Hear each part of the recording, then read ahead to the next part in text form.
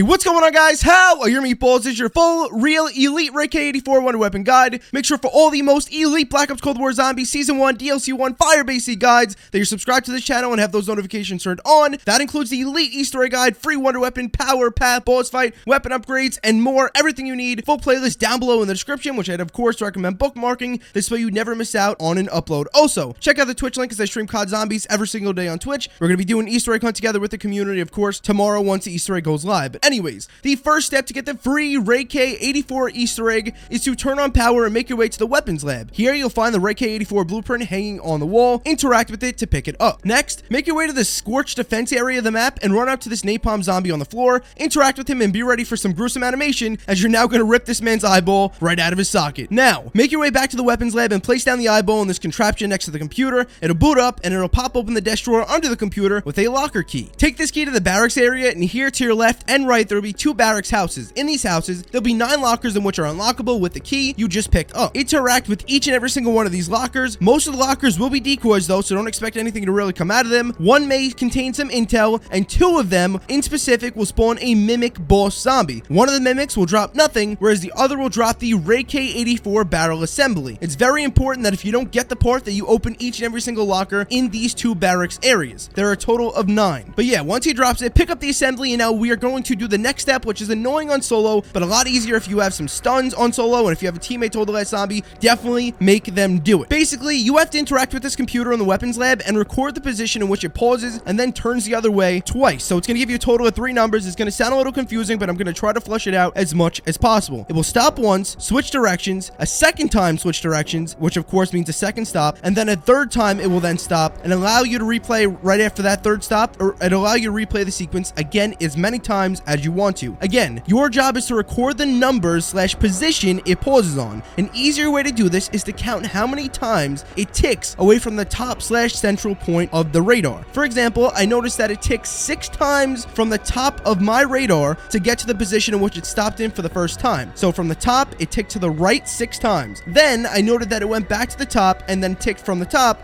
another 4 times to the left from the central point. So from the top, 4 times to the left. That gives me the number 6 and the number 4. Then it passed by the center again, so now we reset again. We're back at the central point, right? And I noted that it ticked only 3 times from the top to get to its final pause. It's easier if you measure it in ticks, but if you want to remember the position or screenshot the positions 3 times if you want, I guess you can, but by doing it in ticks, I believe it's easier. Again, that leaves me with the numbers 6, 4, 3. That's all I had to remember. 6 ticks from the top to the right side, then it went back to the central point, 4 ticks from the top to the left side, back to the central point, 3 ticks from the top to the right side once more, 6, 4, 3. Reminder, yes, the numbers do change every single game, so don't expect these numbers to work in your game, if at all, if ever. Anyways, once I have those numbers confirmed and noted down, I made my way back to the village mess hall near Pack-a-Punch. On the wall, there's a dartboard, and you guessed it, we're going to line up the computer numbers to this board. My numbers, once again, were 6, 4, 3. So I looked at the dartboard's top / central number, just like you would with the computer, right? Just how you went to that central point on that computer. I looked at the top / central number at the dartboard, which in this case is 20, right? And I just counted to the right 6 numbers, which led me to the number 10 on the dartboard. Again, since my second number was number 4 from the computer, right? I then counted to the left now, since it went to the left 4 ticks, from the number 20 on the top of the dartboard, 4 numbers. This led me to the number 14 on the dartboard. Lastly, since my third number was 3